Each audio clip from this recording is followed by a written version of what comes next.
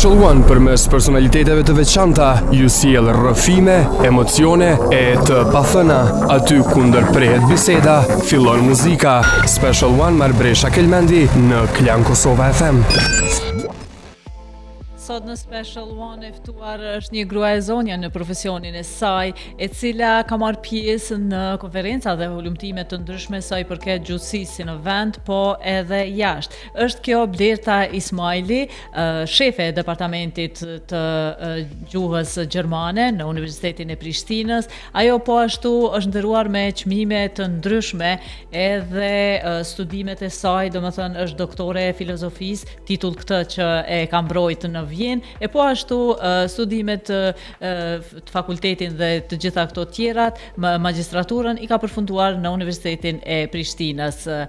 Për ndryshe, me Blertën do ta zhvillojmë një intervistë pak më ndryshe se që jemi parë deri më tani, pasi që Blerta shpeshherë e shohim kur janë ato vizitat edhe të javës gjermane ku shënohen, është angazhuar zakonisht me mysafirët, me ato projekte të cilat i kanë, e që kësaj radhe, përveç gjitha këtyre do të flasim edhe për jetën e saj si profesionale, po ashtu edhe personale. Mirë se erdhe.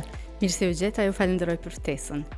Blerta, çka të ka frymzu me u marrë me gjuhësi, e sidomos me gjuhën gjermane? A ka qenë kjo dëshira jote qysh në fëmijëri, apo pse e zgjodhe pikrisht gjuhën, edhe pastaj u shkollove dhe mësove në tërësi? Në të vërtet nuk ka qenë dëshirë që nga fëmijëria. Gjuhësia nuk është një nga ato fushat që janë atraktive ose u thon diçka fëmijëve. Zakonisht si fëmijë pretendojmë që ose ndrojmë që do të bëhemi mjek, mësues, pilot, profesione të ndryshme, por jo gjuhëtar. Nuk është diçka që është një profesion i afërt, le të themi, për një moshë të re. Sidoqoftë, edhe vendimi im për të marrë me gjuhësinë ka qenë në një farë forme i kushzuar nga rrethanat, në të cilat ishim si shoqëri kur unë isha në moshën 18 vjeçare, në moshën kur duhet vendosja se çfarë do të studioja. Dhe në atë kohë, ishte viti 1997, një kohë e vështirë në Kosovë, unë kisha dy alternativa komplet të ndryshme. Mendoja të studioj ose farmacin ose gjuhë dhe letërsi gjermane. Dhe arsyeja për të dyja ishte se të dyja ishin drejtime të reja në Universitetin e Prishtinës, të dyja kishin 5 vite që ishin hapur dhe konsideroja se janë fusha në të cilat mund të kem një perspektivë të mirë profesionale. Me këshillën e një familjari i cili vetë ishte farmacist, vendosa që të mos studioj farmaci, sepse ai ma spjegoi se farmacia është... Po, është një profesion që studiohet, mësohet para se gjithash në laborator, dhe mos të harrojmë, në vitin 97 në Kosovë nuk kishte laboratore në Universitetin e Prishtinës, ne punonim në për podrume, në për garazha, në për shtëpi private. Prandaj unë vendosa ta marr seriozisht këshillën e tij dhe thash mirë, atëherë do të shkoj te gjuhë dhe letërsi gjermane me qëllimin që të bëhem përkthyese. Kjo ka qenë pastaj ëndra ime që të bëhem përkthyese nga gjuha gjermane dhe fillova studimet në Universitetin e Prishtinës. Dita e parë e studimeve të mia ka qenë 1 tetor i vitit 1997, 1 tetor i famshëm i protestave të studentëve. Domethënë, studimet e mia kanë filluar me një protestë masive, po me dhunshme pastaj nga policia. Mirë, po ato postdiplomike përmenda edhe më herët që i ke përfunduar në Vjenë. Sa vështirë ka qenë kjo periudhë për ty? Po, pastaj studimet unë i fillova në ato rrethana të vështira, i përfundova pas luftës, sepse kështu ndodhi, domethënë pas vitit 99, dhe vazhdova me studimet e magjistraturës fillimisht në Universitetin e Prishtinës, dhe aty kisha dilemën nëse do të vazhdoja në gjuhësi apo letërsi, me qenë se edhe pse unë jam gjuhëtare, kam një pasion të veçantë për letërsinë, kam interesim të veçantë për letërsinë dhe vazhdoj ta lexoj me shumë kënaqësi dhe të mirem me te. Por megjithatë vendosa që të shkoj në gjuhësi dhe përfundova studimet e magjistraturës këtu dhe më vonë për shkak se edhe këtu nuk kishte në atë kohë për disa vite studime doktoratës, kishim një pauzë, vendosa që të vazhdoj në Universitetin e Vjenës. Dhe jam shumë e lumtur për këtë vendim, sepse si çdo përvojë edhe kjo është një përvojë që më ka pasuruar shumë dhe më ka plotësuar në një aspekt profesional, por edhe personal, sepse me studimet atje janë krijuar shumë kontakte të rëndësishme, kam krijuar miqësi shumë të rëndësishme të cilat vazhdoj t'i kem në Vjenë dhe një lidhje jashtëzakonisht të veçantë me vetë qytetin, me Vjenën. Në një qytet shumë të bukur. Po sa ka ndiku jetesa në Vjenë në formimin tënd, qoftë personal po edhe profesional? Ka ndikuar. Sepse dihet që Vjena ka një kulturë shumë të pasën. Po, do me thënë Vjena është një qytet që ofron shumë në fushën e kulturës. Është një vend në të cilin mund të plotësohesh në shumë aspekte, mund të zhvillohesh tutje, mund të formohesh, natyrisht muzika për shembull, muzika klasike shumë e pranishme në këtë qytet, teatri në Vjenë, Burg Teatr, praktikisht teatri kombëtar i Vjenës, një nga teatrot ku për shembull ka luajtur Aleksandër Mojsiu. Është një përvojë e veçantë të shohësh shfaqje, të shohësh drama. Mua më kanë interesuar sidomos dramat gjermane, ti shoh të luajtura në këtë teatr, apo artet pamore, po në anën tjetër, në aspektin profesional, Vjena ofron po ashtu një rjet shumë të madh, kontaktesh, konferencash, simpoziumesh, seminaresh të cilat i kam ndjekur atje dhe të cilat kanë ndikuar shumë në formimin tim. Më kam ofruar edhe mundësinë për shembull që të ndjek në Institutin e Germanistikës seminare që mbaheshin nga një profesor letërsie dhe një profesor gjuhësie. E thash që vazhdoj të kem interesim edhe për letërsinë, kështu që për mua këto ishin shumë përmbushse, sepse mund t'i bashkoja ato dy fusha të cilat i kam për zemër të dyja. Po ndonjë histori interesante përgjatë kësaj kohe sa ke jetuar në Vjenë, qoftë mirë apo jo dhe aq e mirë, që mundesh me kujtu si diçka që të ka mbetë në mendje? Ne me qenë se përvojat negative nuk i harrojmë, atëherë them se si duket s'kam pasur diçka negative, me qenë se nuk më kujtohet diçka e tillë nga Vjena, por kam gjithmonë një kujtim pozitiv për Vjenën. Sa herë i kthej mbrapa dhe mendoj, unë do t'i vlerësoja shumë miqësitë që i kam atje. Këto kanë qenë aspekti më pozitiv.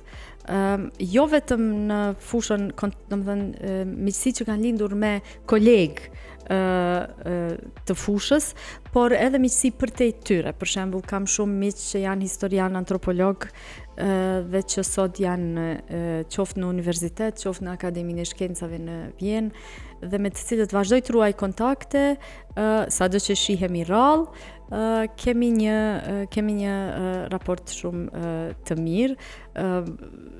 Është gjithçka që, domethënë çdo qëndrim në Vjenë në të vërtetë ka një përvojë pozitive pas vetes. Diçka konkrete nuk më kujtohet për momentin që ta ndaj me ju, por e shoh, pyetja juaj më bën të kuptoj se sa pozitivisht e shoh Vjenën unë. Si shumë të tjerë, kushdo që e viziton këtë vend ka përshtypje të tilla.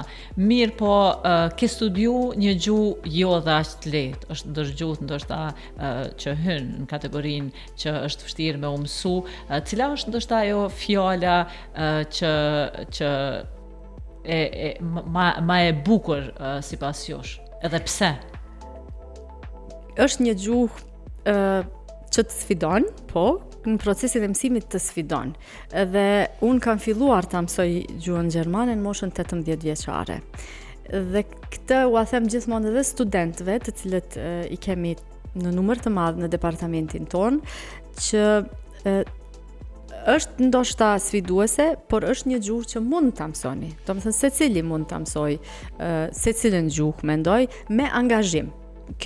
Sfida nënkupton që duhet të ketë angazhim të shtuar, dhe për mua 2 vitet e para të studimeve të mia kanë qenë komplet të dedikuara rreth përsosmërisë nivelit të gjuhës, gjë që nëse studion gjuhën dhe letërsinë gjermane është e pashmangshme, sepse profesioni bazohet komplet në këto kompetenca gjuhësore, të lexuarit e literaturës profesionale është komplet në gjuhën gjermane. Ka shumë njihet si një gjuhë e vështirë, ose ka edhe barcoleta që lidhen me vështirësitë e gjermanishtes. Ka fjalë të cilat janë shumë të njohura nga kjo gjuhë, për shembull një nga këto fjalë që ne I kemi marrë është fjala shac, që në të vërtetë që përdoret shumë dhe ka marrë një kuptim tjetër te ne, por në të vërtetë ka një kuptim shumë, domethënë do të thotë thjesht thesar, diçka e vlefshme, shumë e vlefshme. E që diaspora për ne vërtet është shumë e vlefshme. Prandaj, po, kjo është, domethënë është një fjalë të cilën e kemi marrë për të mendoj tani për të theksuar këtë element shumë të vlefshëm të shoqërisë tonë. Po ndonjë fjalë gjermane që e përdor, po që nuk e gjen në shqip. Domethënë gjithmonë atë fjalë e thon në gjuhën gjermane. Është një fjalë tjetër që është e famshme në gjuhën gjermane, që është bërë në vërtet edhe te ne është popularizuar në një farë forme, jo në masë të madhe, po për shembull është fjala Fremdschämen. Është një shprehje për të cilën në gjuhën shqipe nuk mund gjejmë një shprehje të vetme. Ne kemi një shprehje idiomatike që e përdorim për këtë, por kur turpërohemi për diçka që thot dikush tjetër, ne themi fol ti skuqun, domethënë këtë formë shprehim, në gjuhën gjermane kemi një fjalë për këtë. Ka disa shprehje të tilla, të cilat në gjuhën gjermane janë si një fjalë e vetme, dhe që ndonjëherë, sidomos në proces të përkthimit, të sfidojnë jashtëzakonisht shumë, sepse jo çdo herë në kontekste të caktuara mund të përdorësh ose qoftë shprehjet idiomatike që ne I kemi, qoftë domethënë mjetet që t'i jep shqipja të duken sikur nuk mjaftojnë. Kjo ndoshta për shkak ndikimit nga gjuha gjermane, të cilën ti e kupton direkt, edhe pastaj gjithmonë duket që nuk ja qëllova, më duhet diçka tjetër. Po ndonjë zakon gjerman që kishe pas dëshirë me pas edhe në kulturën tonë, domethënë kulturën shqiptare, por që se kemi? Sepse dihet që gjermanët njihen për pikmërinë, për punën, për dim shumë organizata që veprojnë në Kosovë, edhe persona që punojnë aty gjithmonë kanë me deadline, kur kanë me I dorëzu punimet, kur domethënë janë strikt në punën që e bëjnë. Ndoshta ky do të ishte ai elementi të cilin do të dëshiroja ta kem më shumë në kulturën tonë, për pikmërinë. Jo vetëm në aspektin kohor të afateve, të termineve që vendosen, por edhe për pikmërinë në mënyrën se si e bëjmë punën. Domethënë nëse ne bëjmë një punë që ai proces të jetë I sakt, të jetë në çdo hap I punuar me kujdesin e duhur dhe të mos improvizojmë. Kjo është shumë e rëndësishme, mendoj unë, edhe nëse punojmë mbrim të kryejmë më pak punë, është shumë më mirë që kur kryejmë më pak punë, por I kryejmë sakt dhe mirë, se sa të mbrim shumë gjëra, por duke improvizuar rrugës. Sepse kjo lidhet me cilësinë e asaj pune, dhe cilësia është ajo që ka vlerë, jo sasia, asnjëherë. Domethënë nëse unë do të përfundoj 3 punë sot, 3 obligime të mia, është shumë e rëndësishme që këto të 3 të bëhen mirë dhe të mos I bëj 5 punë, por asnjëra prej tyre të mos jetë e kryer si duhet. Domethënë të ketë gjithmonë mangësi të cilave duhet t'u kthehem përsëri në një fazë më vonshme. Mirë, ne po shkputemi, ta dëgjojmë një këngë dhe me njëherë pas këngës rikthehemi me pjesën e dytë të emisionit Special One. Profesoresha Blerta Ismaili është e ftuara e sot me emisionit Special One, ku në këtë pjesë do të flasim për punën e saj si mësimdhënëse, çfarë kuptimi ka në ditët e sotme mësimdhënia, duhet marrë parasysh zhvillimin e teknologjisë, pastaj mund të them paksa edhe largimin nga librat, edhe pse është metoda e re tash librat elektronik, por jo unë mendoj që libri fizik me atë elektronik ka shumë dallim.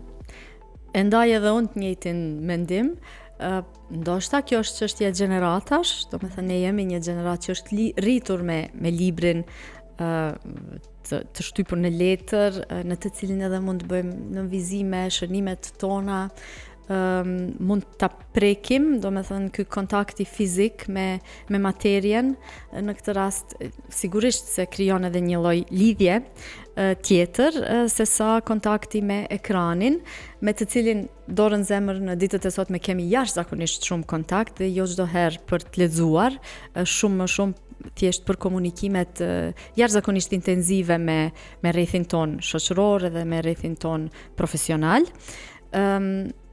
të cilat po ashtu krijojnë një sfidë tjetër. Për shembull dihet se kohëzgjatja e përqendrimit ton ka rënë, ka kohë që është përgjysmuar, se për shkak të këtij inputit shumë të intensiv që marrim nga ekrani, jemi të bombarduar me informacion. Sido që t'jetë, që të kthehemi te pyetja juaj, mësimdhënia mendoj se përkundër sfidave që i ka sot, e të cilat thjesht nuk kuptojnë se duhet të përshtatemi në kohën e re, do me thënë nuk janë të pa të i kalueshme, ka një rol jashtëzakonisht të rëndësishëm. Sidomos për mua personalisht, unë e shoh mësimdhënien shumë të gjerë. Jo vetëm mësimdhënie rreth temës për cilën unë do të flas në orën konkrete, por është një proces vedisimi. Është një proces në të cilin, sidomos në universitet, përmes bisedave, përmes diskutimeve që mund zhvillohen në klas, përmes ndërlidhjes së përvojave tona me materien të cilën e shqyrtojmë, mund të krijojmë edhe vedisim shumë të madh për aspekte të ndryshme shoqërore, për zhvillime në shoqëri, të cilat gjithmonë reflektohen edhe në gjuhë. Mund të marr një shembull, një nga lëndët që unë i kam shumë për zemër është sociolingvistika, që merret me gjuhën dhe shoqërinë dhe ndërlidhjen e këtyre dy aspekteve, pra elementeve shoqërore, sociale dhe gjuhës, dhe reflektimit të këtyre fenomeneve ose tipareve në gjuhë, dhe këtu shpeshherë mund të ndërlidhemi me përvojat e vetë studentëve, nëse ne flasim për gjuhën e të rinjve, e cila është gjithmonë në zhvillim edhe gjithmonë ka karakteristika të veçanta që e veçojnë nga gjuha e të rinjve. Për shembull, ne e dim në Prishtinë mendoj se vazhdojmë ta kemi këtë fenomenin e të folurit mbrapsht, që themi ka qenë kjo, po e tjera po përpara dhe vazhdon me qenë vazhdon të mbijetojnë në një farë forme, po natyrisht në vitet 80-90 ka qenë shumë më e shprehur, por fenomene të tilla, domethënë zhvillime të tilla që e veçojnë gjuhën e të rinjve nga gjuha e përgjithshme, domethënë të themi e të rriturve, ekzistojnë në secilën gjuhë. Dhe për tema të tilla mund të flitet shumë mirë me studentët, sepse edhe ata sjellin shembuj shumë konkret nga përditshmëria e tyre, nga komunikimi me shoqërinë e tyre, dhe në njërin anë integrohen shumë lehtë në materialin që shqyrtohet, në anën tjetër vedisohen për zhvillimet dhe fenomenet që janë brenda gjuhës, dhe kuptojnë që vedisohen për këto edhe keq kuptimet që mund të ndodhin mes gjeneratave, si rezultati këtyre komunikimeve, kodeve të komunikimit që ne i zhvillojmë për të komunikuar me një grup të caktuar shoqëror, sigurisht me tendencë për të veçuar edhe nga masa, nga shumica. Pra, e mora këtë si shembull për t'ju treguar se si mund të flitet për përditshmërinë dhe mund të integrohet përditshmëria e sotme në procesin mësimor. natyrisht ka aspekte të ndryshme, aspekte kulturore që mund të shqyrtojmë, të trajtojmë po ashtu në mësim, për shembull kur jemi te gjuha dhe shoqëria, elemente të migracionit, e përmendëm më herët diasporën, Gjermania është një dhe të gjitha vendet gjermanisht folse janë vende ku ka grupe të mëdha migrantësh dhe këto reflektohen edhe në gjuhë. Prandaj mund të flasim edhe për temat e tilla si migrimi, integrimi i këtyre grupeve në shoqërinë gjermanisht folse dhe reflektimi ose reflektimi tyre në elemente të ndryshme, në aspekte të ndryshme të gjuhës gjermane. Pra krijohen hapësira për komunikime për temat që janë shumë aktuale. Prandaj them se mësimdhënia është shumë më shumë se sa të mësuarit e një materiali të caktuar, rreth një teme të caktuar, rreth një shkrimtari për cilin do të flitet në atë orë mësimi, apo rreth një elementi të gramatikës për cilin do të flitet në atë orë mësimi. Meqense gjuha funksion kryesore ka komunikimin, krijohet hapësirë shumë e madhe që të diskutohet për tema shumë aktuale. Dhe prandaj kam një angazhim shumë të madh në procesin e mësimdhënies dhe të komunikimit me studentët. Vetë mësimdhënia është komunikim dhe këtë e konsideroj shumë të rëndësishëm, sepse në këtë proces krijojmë edhe një perspektivë më të hapur rreth temave të ndryshme, rreth aspekteve të ndryshme, mësohemi që t'i analizojmë fenomenet dhe t'i shohim edhe nga një perspektivë tjetër, ose që të tentojmë t'i kuptojmë sa më mirë pa i paragjykuar.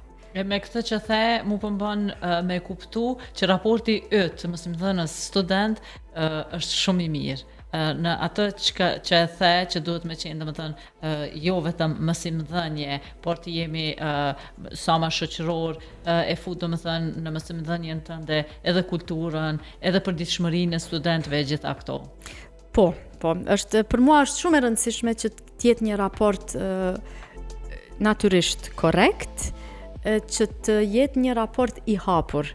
Është shumë e rëndësishme për mua që të ketë hapësirë që të diskutohet për çfarë do qoftë, edhe në rastet kur mund të ndodhin keqkuptime, këto nuk përjashtohen asnjëherë në asnjë komunikim, duhet të ketë hapësirë që të flitet edhe për ato keqkuptime. Po sa është interesimi i studentëve për të mësuar gjuhën gjermane, këtë gjuhë të vështirë?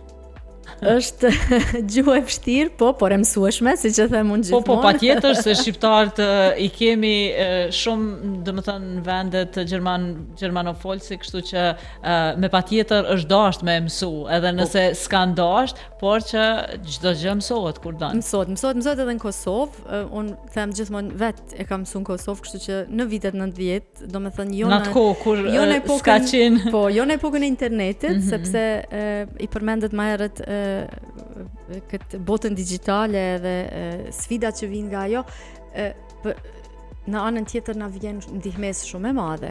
Ka jashtëzakonisht shumë webfaqe, aplikacione ndryshme që të ndihmojnë shumë në procesin e mësuarit gjuhës. Kështu që është një gjuhë që mësohet, interesim ka, vazhdon të ketë interesim të madh për të studiuar gjuhën dhe letërsinë gjermane. Kjo ndërlidhet natyrisht me perspektivën për t'u punësuar. Fatmirësisht 100% të diplomuarve tanë gjejnë punë në Kosovë, nuk emigrojnë, nuk kanë arsye për emigrim, së paku sa i përket punës. Pra shumica prej tyre, mbi 70%, tregojnë statistikat e fundit, janë të punësuar në mësimdhënie. Kjo nënkupton qoftë shkolla publike ose private ku nga klasa e 6 mësohet gjuha gjermane, qoftë kurse gjuhe, shkollat domethënë gjuhëve të huaja, ku ofrohen kurse të ndryshme, që nga niveli krejt fillestar A1 deri në nivelin C2, ofrojnë kurse për mësimin e gjuhës gjermane.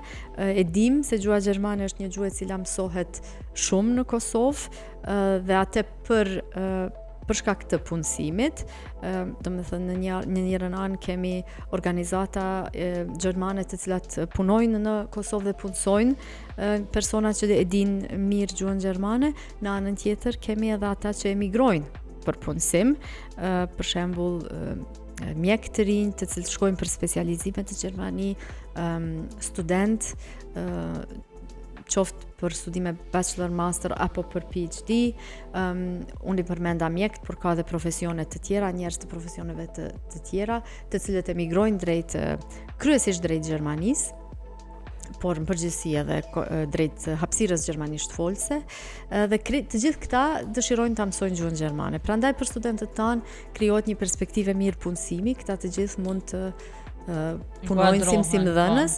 Një pjesë e tyre punojnë edhe në për organizata të ndryshme gjermane të cilat janë aktive në Kosovë, qoftë si NGO, qoftë organizata qeveritare, siç është Gizi, apo edhe ambasadat e vendeve gjermanisht folse, domethënë ka disa mundësi ku mund të punoj dikush që e flet mirë gjuhën gjermane. Po cila është ajo këshilla që ju jep studentëve, ndoshta atyre studentëve që mendojnë me heq dorë nga gjuha gjermane, që dorëzohen përgjatë rrugtimit? Tashti, unë gjithmonë them, mendoni mirë cila është arsyeja, kjo është kryesorja, që të dihet cili është shkaku që sjell deri te një vendim I tillë ose që të konsiderohet heqja dorë nga studimet.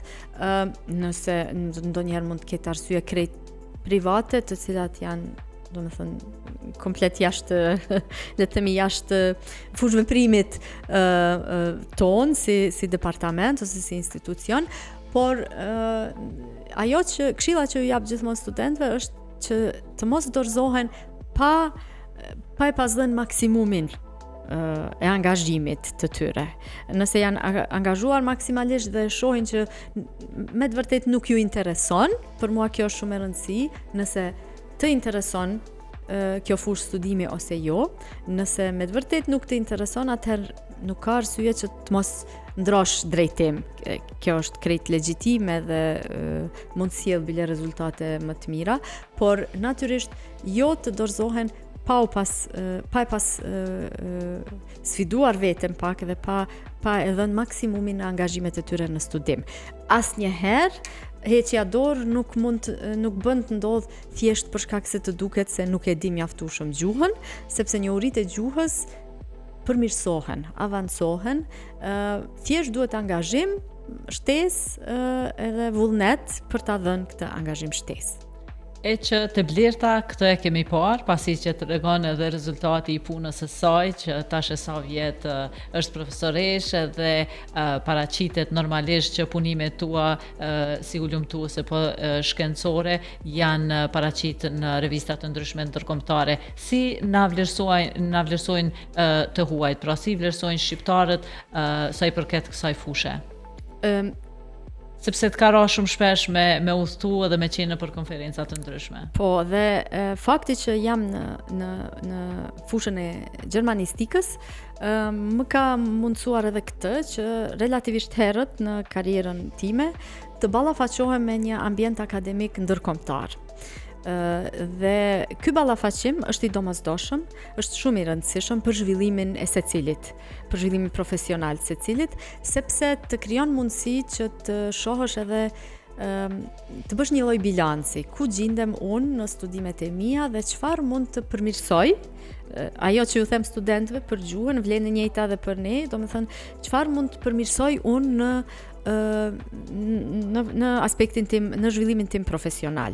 Dhe ky ballafaqim me kolegët është gjithmonë një mësim, një lloj mësimi për mua, domethënë një lloj bilanci që e bëj, dhe mund të them se deri tani kam pasur një përvojë pozitive në këto prezantime dhe në këto lloj diskutime me kolegët, dhe çdo herë rezultatet që vijnë nga studimet e mia janë sjellin një perspektivë ndryshe.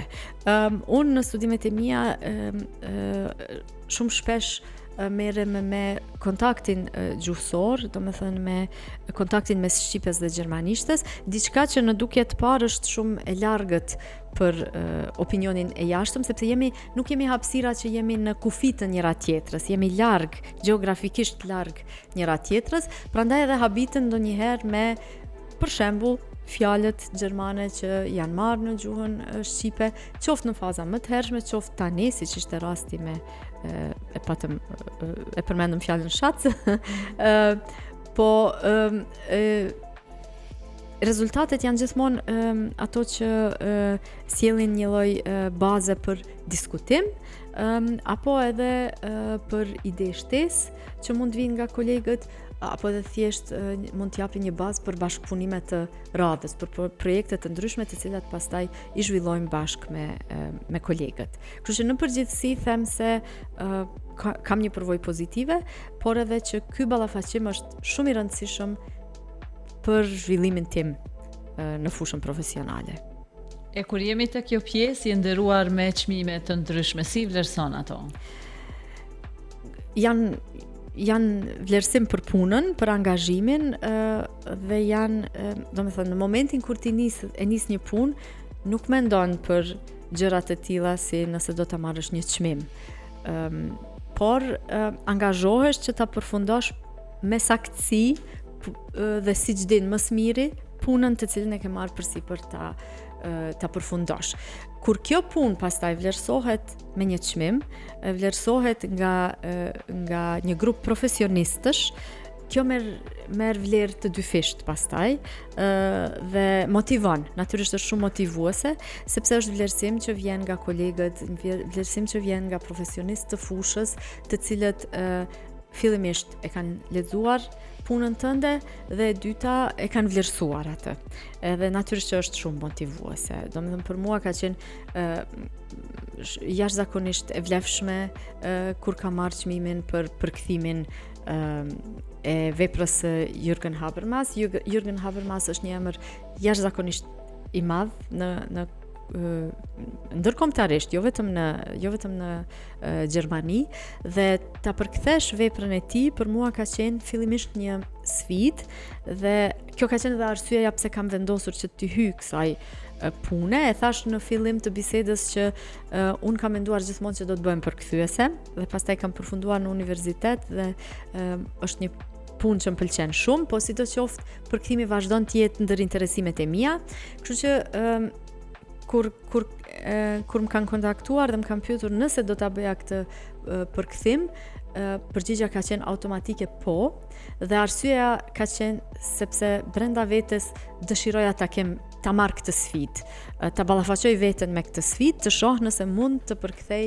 një tekst teorik, një gjuhë jashtëzakonisht komplekse të Jürgen Habermas. Është gjuhë komplekse edhe për vetë gjermanët, domethënë ata që lexojnë tekstin në gjuhën origjinale e dinë se çfarë kompleksiteti ka shpreha gjuhësore e Habermasit. Kështu që sfida ishte si do ta përsjell në gjuhën gjermane këtë tekst, por duke ruajtur kompleksitetin e gjuhës në origjinal dhe natyrisht duke përçuar mesazhin në mënyrë korrekte. Kjo sillte disa sfida, ndër të tjera edhe sfida që ndërlidheshin me koncepte teorike që duhej të verifikoheshin nëse këto ekzistojnë diku në gjuhën shqipe, nëse dikush i ka përdorur para meje, që të ndërlidhem me një traditë, sado traditë e shkurt të jetë ajo, për mua ishte rëndësishme që të ndërlidhem me punët e të tjerëve në fushën përkatëse. Prandaj duheshin shumë lexime nga fusha e sociologjisë, shumë lexime nga fusha e filozofisë, që të mund të verifikohej nëse koncepti të cilin unë po e përdorja ishte i saktë ose jo. Pastaj vinin sfida tjera si gjuha shumë komplekse, fjalit jashtëzakonisht të gjata. A ka qenë ndoshta ky një nga përkthimet më të vështira që e ke bërë? Po, ky ka qenë përkthimi më i vështirë që e kam bërë ndonjëherë. Unë ndonjëherë kam tentuar, edhe pse nuk kam botuar asnjëherë, kam tentuar që të bëj përkthime të teksteve letrare, të cilat po ashtu janë tekste që janë shumë sfiduese, ose për shembull përkthimi i poezisë, para së cilas kam respekt jashtëzakonisht të madh dhe nuk guxoj ta përkthej aq lehtë, domethënë duhet mendoj disa herë që ta përkthej, sepse kam frikë se nuk arrit ta përçoj edhe vlerën artistike. Ky përkthim ka qenë më i vështirë, sepse e thash, sfidat ishin në disa rafshe, në disa nivele, dhe këtu duhet të shpreh falenderimin tim për shumë miq dhe kolegë të cilët ishin të gatshëm që gjatë këtij procesi kohë pas kohe të bisedonin me mua, të dëgjonin nga unë pyetjet që i kisha dhe dilemat që i kisha, të dëgjonin me kujdes, që të merrnin pjesë në diskutim dhe të jepnin edhe ata kontributin e tyre, thjesht duke diskutuar me mua. Unë po besoj që këto këshillat më të mëdha i merr prej babait, pasi që Blerta është vajza e profesorit Recep Ismaili, kështu që ndoshta jo nga ana e përkthimit, po të letërsisë, po besoj që atë ke kështu krahun e djathtë, ku mbështetës gjithmonë gjen ndihmë nga ai.